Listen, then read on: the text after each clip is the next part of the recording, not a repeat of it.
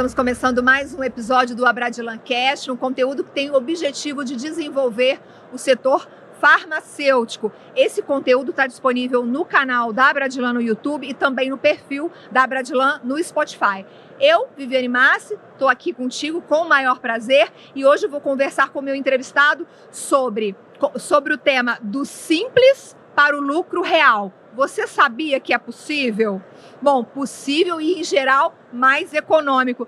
Quem explica pra gente é Kadri Awad, do Instituto Bula, professor, palestrante, consultor, craque no assunto. Obrigada, Kadri. É um prazer, Viviane, um prazer estar aqui. O prazer é todo nosso. Esse episódio, ele tem o objetivo de ajudar o gestor da farmácia a reduzir a carga tributária, pagando menos imposto, porém dentro da legalidade. Porque a gente tem aquela ideia, Kadri, que para pagar menos imposto tem que sonegar. E não é bem assim, né? Aliás, é o contrário. Ninguém cresce no Brasil hoje, em nenhum ramo do varejo, sonegando. É impossível crescer hoje sonegando. Não é o melhor caminho, jamais, para quem quer ter uma empresa que dá resultado. E eu falo sempre, Viviane, é possível, com uma boa assessoria, fazendo as coisas direitinho, pagar imposto de forma justa e ter lucro no ramo farmacêutico. Agora, Kadri, é verdade que tem muita farmácia pagando imposto além do que devia? Sim. Explica essa história pra gente. Olha, eu achava que depois de quase 15 anos, trabalhando no varejo como consultor e palestrante, que a gente ia chegar a um ponto, Viviane, de falar assim, olha, diminuiu o percentual de farmácias que pagam impostos indevidamente. Passados quase 15 anos, mais de 95% das farmácias no Brasil ainda pagam imposto errado. Para tudo. E não é a menos, não. 95% é muito, é quase todo o setor, Kadri. Exatamente. E você quer um dado ainda mais assustador? Qual? 74,3% das farmácias que sonegam imposto estão pagando mais imposto do que se não estivesse sonegando. Sonegando, estão pagando mais imposto do que se não estivesse sonegando. Tô chocada. Mas por que elas pagam imposto além do que devia? Por quê? Porque acabam optando por escritórios de contabilidade que não conhecem as regras do nosso varejo farma. Tem muita regra específica. Nosso varejo farma tem regras específicas. As próprias regras sanitárias do nosso setor cria formas de pagar imposto diferente de todos os outros segmentos. Você consegue dar alguns exemplos para a gente? Vou dar um exemplo aqui, que é um exemplo dos mais clássicos. A questão do PIS e COFINS, que são dois impostos federais, o Programa de Integração Social e o Programa para Financiamento da Seguridade Nacional. Esses dois impostos, a maioria dos medicamentos não são tributados, porque os medicamentos são classificados em lista positiva, negativa e neutra. Isso é uma classificação sanitária, que vem da CMED, que é a Câmara de Regulação de Mercado de Medicamentos da Anvisa. A maioria desses medicamentos, praticamente 99%, Viviane, são da lista positiva e negativa. Ou a tributação é monofásica, o imposto já foi recolhido pelo fabricante, ou eles são isentos de impostos. Boa parte dos contadores não sabem dessa informação. Então isso leva a farmácia a pagar, às vezes, em duplicidade, o PIS e COFINS. Mas isso tem a ver com o regime tributário? Porque não. O tema não tem a ver. O tema do programa, a gente está falando assim, porque o que acontece? Eu já fiz outras entrevistas e nessas entrevistas, os meus entrevistados disseram assim, Viviane, tem farmácia no Simples pagando mais do que se estivesse no lucro real. Por isso que eu te perguntei se o PIS e o COFINS tinha a ver. O PIS e COFINS não, porque independente do regime tributário, há segregação do PIS e COFINS. E então, não sendo feita essa segregação, a farmácia vai pagar indevidamente. Então esse é um ponto que leva a pagar imposto a mais. Exatamente. E o regime tributário é outro ponto? É outro ponto. Por quê? É uma ironia, Mas se a gente pegar no Brasil, toda empresa que fatura até 4 milhões e 800 mil em 12 meses, ou seja, que tem um faturamento médio de até 400 mil por mês, essa empresa está amparada e ela está no direito de estar enquadrada no regime tributário Simples Nacional. Teoricamente, Viviane, seria o regime mais apropriado para quem tem um faturamento de até 4 milhões e 800 mil em 12 meses. O grande problema é que nos estados onde o ICMS é cobrado pelo regime de substituição tributária, não compensa. O regime de substituição tributária para o ICMS praticamente expulsou a farmácia de estar no regime tributário do Simples. Ela acaba pagando mais imposto estando no Simples do que estando no regime tributário do lucro presumido ou do lucro real. Por isso que hoje, na maioria dos estados do Brasil, o regime tributário mais apropriado para o nosso segmento é o regime tributário do lucro real. Então, mas aí explica um pouquinho mais detalhado para a gente o que acontece no real que faz com que a farmácia pague menos imposto do que no Simples. Sim.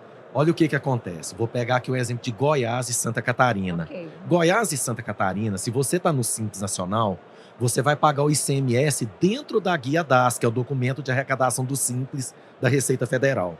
Então é uma tabela, ela é progressiva de acordo com a faixa de faturamento do seu negócio. E isso é a realidade de Goiás e Santa Catarina. Sim. Quando saímos de Goiás e Santa Catarina, todos os outros estados é regime tributário da substituição tributária para o ICMS. E aí, Viviane, o ICMS ele gira em torno de 4% a 6% em média da venda líquida da farmácia. Quando você pega esse percentual de ICMS que é cobrado no regime de substituição tributária na maioria dos estados e soma com os impostos federais que são pagos na Guia DAS, isso já dá aí mais de 10% de impostos pagos em relação à venda líquida. O que acontece? É muito alto. Em alguns casos vai chegar a 12%, 13% a 14% da venda líquida. Se a farmácia muda para o regime tributário do lucro real, ela consegue às vezes reduzir em torno de 2% a 3% o imposto pago em excesso em relação a quem está no Simples Nacional. Por isso, quando a farmácia chega num faturamento de 120, 130, 150 mil reais, não compensa ela continuar no Simples Nacional, fora do estado de Goiás e de Santa Catarina. Ela precisa migrar para outro regime tributário, ou lucro presumido ou lucro real. Na maioria das vezes, o lucro real é melhor. Em função da característica de lucratividade das farmácias. Porque o lucro presumido é um regime que só é vantajoso para quem tem um lucro líquido muito alto. Não é a característica do nosso setor. Nosso setor hoje, o lucro líquido, ele fica abaixo, em média, de 8%. Então, o lucro real passa a ser o regime mais apropriado para as farmácias hoje no Brasil. Você está dizendo para mim que a questão da lucratividade na farmácia é um fator muito importante na definição se a farmácia vai para o presumido ou se vai para o real. Exatamente. Temos que olhar o tamanho das despesas, tamanho da folha de pagamento e o nível de lucratividade que ela tem. Isso é importante. Por isso que é importante fazer um estudo tributário, fazer o planejamento tributário para que nós possamos identificar o regime tributário mais apropriado. Como que é esse planejamento tributário, Kadri? O planejamento tributário envolve exatamente fazer uma análise do resultado financeiro da empresa. Por mais que a gente fale, olha, o regime tributário mais apropriado é esse, Viviane, a gente só vai ter a devida certeza fazendo o chamado planejamento tributário, que é o quê? Fazer o demonstrativo de resultado financeiro da empresa para a gente poder entender qual que é o nível de lucratividade que ela tem hoje, qual que é o tamanho da folha de pagamento, qual que é o tamanho das despesas e simular. Normalmente, o que a gente faz? A gente simula nos 3 regimes tributários quanto que ela pagaria de imposto. Isso é muito importante. Por isso que é muito importante escolher uma boa contabilidade. Entendeu? Uma contabilidade especializada em varejo farma, para que se possa fazer essa simulação, que é extremamente importante. Mas o dono da farmácia, às vezes, ele fica muito inseguro, porque ele fala, não, eu estou no Simples, o Simples é mais simples, eu não quero mudar para o real, é muito burocrático, é muito difícil, e ele se sente inseguro. Então, essa transição é muito difícil, né? Que dicas você dá para que essa transição seja menos traumática para o dono da farmácia? Primeiro, tem que começar a organizar a parte administrativa e financeira da farmácia. Boa parte das farmácias, às vezes, não tem nem condição de mudar para um regime tributário do lucro real, porque ela não tem nenhum tipo de organização administrativa e financeira. Então, o primeiro passo, Viviane, é ter organização financeira. Fazer demonstrativo de resultado, porque sem organização administrativa, a farmácia nem querendo, ela vai para um regime tributário do lucro real.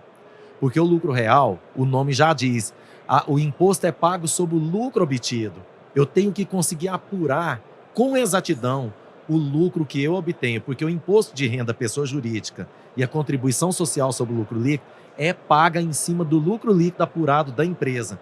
Se a empresa não consegue apurar esse lucro, nem querendo, ela vai conseguir migrar para o lucro real. Por isso que eu sempre oriento o seguinte: se você está em dúvida como fazer, não procrastine, não tenha medo de fazer a mudança. Essa questão do Simples Nacional, o Simples, eu brinco o seguinte: hoje ele já não é mais Simples Nacional, ele é o regime do Complexo Nacional, porque ele ficou mais complicado desde 2017. Você paga imposto, é em cima do faturamento, não é em cima do lucro. No Simples Nacional, o governo não está nem aí se você está tendo prejuízo, se você está tendo lucro, porque você vai pagar em cima do faturamento. Então, se a gente for pensar bem, o lucro real é um regime mais no lucro real, justo. Eu não entendo muito não, é um tema muito complexo, mas no lucro real ele pode abater todas as despesas, Exatamente. não pode? Doação que ele fizer para entidade beneficente pode abater. Perda com produtos vencidos, deteriorados. Nossa, e a farmácia tem muita perda, né, entendeu? Cadre? Quando você faz lá os lastros, né, de inadimplência, lastros de RH, tudo isso contribui para quê? Deixar o lucro líquido menor e, consequentemente, se pagar menos contribuição social e menos imposto de renda pessoa jurídica. Agora tem que saber escolher então, o contador, um regime né? mais justo. Porque se a minha empresa não estiver tendo lucro, eu não vou pagar IRPJ e não vou pagar CCLL. Então, se você for pensar bem, é muito mais justo esse regime tributário. Entendi. Mas aí o contador tem que conhecer bem, né? Tem que conhecer. E diga-se de passagem, a maioria dos contadores no Brasil não estão preparados para fazer uma contabilidade no lucro real. O que o dono da farmácia tem que observar na hora de fazer a escolha do contador? Qual é o perfil desse contador? Contador que tenha realmente expertise em contabilidade de farmácia. Por quê? Na maioria das vezes, a gente vai pegar contabilidades que estão fazendo contabilidade para açougue, para loja de móveis eletrodomésticos, posto de gasolina, né, padaria. Então, loja de confecções. Aí ele não foca. E o nosso mercado, Viviane, é um mercado que tem nuances, especificidades que nenhum outro varejo tem. Então, o que eu oriento, dono de farmácia, olhe se o seu contador realmente é especializado, se a maioria dos clientes dele são clientes que realmente são de farmácia. Porque isso pelo menos te dá um indício de que essa contabilidade ela está estudando, ela está focada na legislação do setor. E é um setor que todo dia tem normativas novas, todos os dias. Então, como que uma contabilidade que não é específica vai observar todas essas mudanças que acontecem todos os dias? É verdade. Então, olha, agora você que está assistindo a gente já sabe que você pode pagar menos imposto dentro da legalidade, mudando de regime. Então, avalia isso. É importante, Cadre. Obrigada. Um prazer. Como que as pessoas te encontram? Você quer passar o seu Instagram, o site? Vamos lá. Instagram é Instituto Bula, com 2 L's, né? Pode seguir lá. Nós temos o canal no YouTube também, que é Instituto Bula, com 2 L's sempre, né? Segue a gente, que a gente tem muito conteúdo grátis toda semana.